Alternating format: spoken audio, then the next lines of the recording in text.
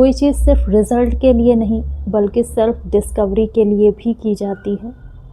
अपनी लाइफ में कोई एम बनाना, कोई गोल लेकर के चलना, उस पर काम करना, एफर्ट्स डालना, स्ट्रगल करना, ये सब ज़रूरी है, क्योंकि इससे हम खुद को खुद से मिलाते हैं, हमारा कॉन्फिडेंस बढ़ता है। वो चीज़ हमें मिले या ना मिले, बट हमें खुद से कभी शिकायतें नहीं होती हैं। लाइफ में शिकायतें होना तो बहुत बुरा है, जब खुद से हो तो ज़्यादा बुरा है।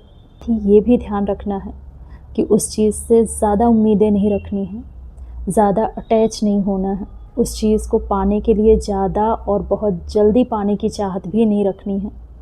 थोड़ा पेशेंस रखना है, बस अपना काम करना है।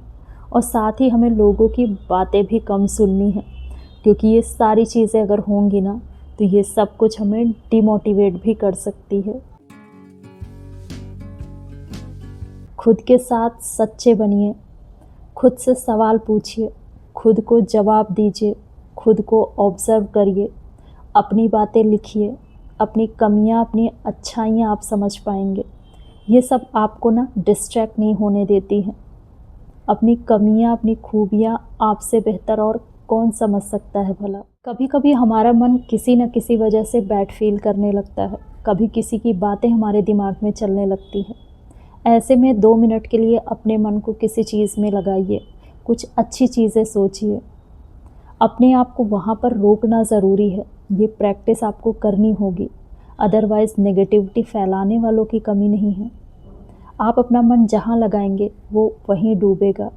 आप अपने मन में क्या रखना चाहते हैं, अपने अंदर आप क्या लेकर के चलना चाहते हैं, ये आपके ऊपर है।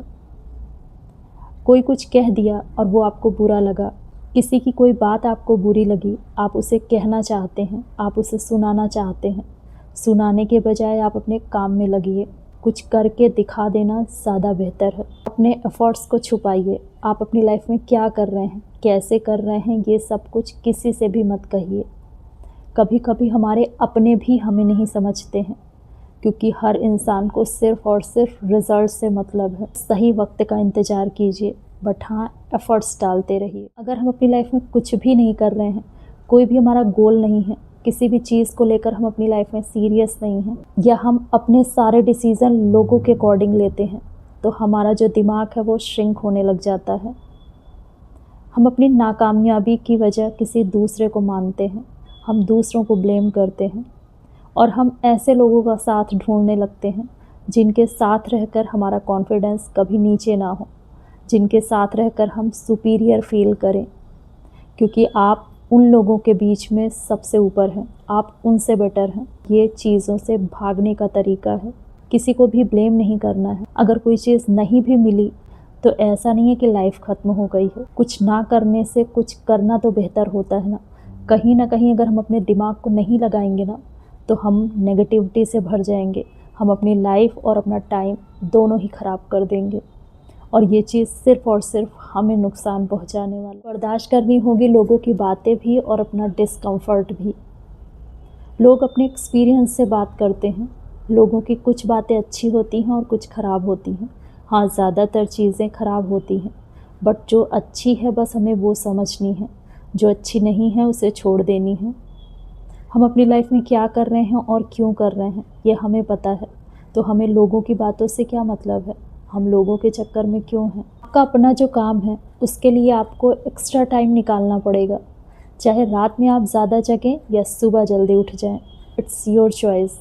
बट हाँ, अगर सुबह जल्दी उठें तो ज़्यादा बेहतर है। अपने प्लान खुद बनाएं, आपको अपनी लाइफ में क्या करना है ये खुद समझें, अपनी काबिलियत को आप खुद जानें।